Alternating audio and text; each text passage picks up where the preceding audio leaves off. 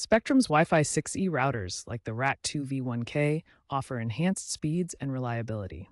To access the admin page, first ensure your device is connected to your Spectrum Wi-Fi network via Wi-Fi or Ethernet. Open a web browser and enter the router's IP address. This is typically http://192.1.1, but some models may use at 10.0.1.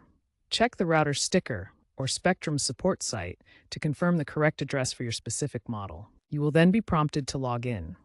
The default username is often admin, and the default password may be admin or the serial number located on the router sticker.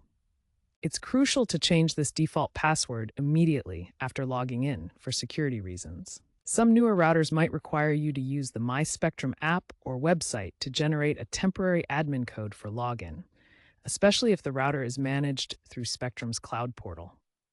Once logged in, you can customize various settings, including wireless configurations, security protocols, and advanced network options like port forwarding and parental controls. To enhance security, enable WPA3 encryption, disable remote management if not needed, and regularly update the router's firmware to patch any vulnerabilities. Always use a strong, unique password for your admin account and avoid accessing the admin page on public Wi-Fi networks.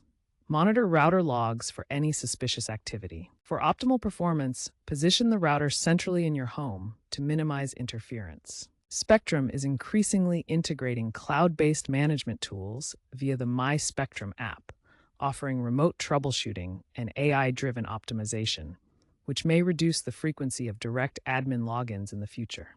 Stay informed about firmware updates and security alerts from Spectrum to ensure your router remains protected.